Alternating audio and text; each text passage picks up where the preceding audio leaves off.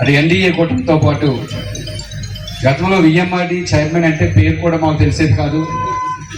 ఈరోజు VMRD chairman అంటే సుమారు 5 జిల్లాలను టచ్ చేస్తూ అక్కడ విజయనగరం నుంచి, విశాఖపట్నం నుంచి, అనకాపల్లి నుంచి ఇటు చివరి వరకు కూడా ఎక్కడైనా సరే మాకు ఒక రోడ్డు వేయండి, లేకపోతే మాకు ఈ అభివృద్ధి కార్యక్రమం చేపట్టండి అని వెళ్ళి ఒకే ఒక వ్యక్తిని అడుగుతున్నారు. ఆయనే మన యువ నాయకుడు విఎంఆర్డి చైర్మన్ ప్రణవ్ గోపాల్ గారు. పోయిన ఆగస్టు నెలలో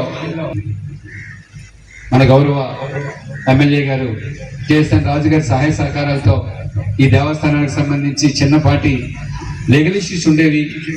ఆ లీగల్ ఇష్యూస్ అన్ని వీరి సహకారంతో పూర్తి చేయడం జరిగింది.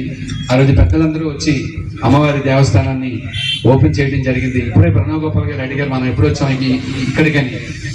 పోయిన ఆగస్టు నెలలో వచ్చాం, మళ్ళీ ఇప్పుడు జూన్ నెలలో వచ్చాం. ఓ స్లోగన్ ఉంటుంది, అమ్మవారి ఆశీస్సులు ఉంటే అన్నీ ఉన్నట్లే అని. బహుశా అమ్మవారు ఆశీర్వదించడం వల్ల, నాయకులందరూ తలో చేయి వేయడం వల్ల ఈరోజు ఈ అమ్మవారి దేవస్థానానికి సంబంధించి ఒకటే కలగనేవాడిని, దారిని వెళ్ళిపోయే ప్రతి వ్యక్తి కూడా ఒకసారి ఆగి మంచినీళ్ళు త్రాగి, అమ్మవారికి దర్శించుకొని మంచినీళ్ళు త్రాగి ఓ బెంచ్ మీద కూర్చొని ఈ ఊర్లో నుంచి వెళ్తే మంచి పేరు వస్తుంది స్వగ్రామానికి అని చెప్పి ఎప్పుడు కలలు కనేవాడిని. నిజంగా అమ్మవారి ఆశీస్సుల వల్ల, మా ప్రణవ్ గోపాల్ గారి యొక్క సహాయ సహకారాల వల్ల ఈరోజు అది కార్యరూపం దాలుస్తుంది. నాకు చాలా సంతోషం అనిపించింది. నేను వెళ్ళి ఒకటే అడిగాను, ఇది నా సొంత గ్రామం, యాక్చువల్గా పల్లెటూరుకి ఇవ్వరు, అంత పెద్ద మనసుతో శాంక్షన్ చెయ్యరు.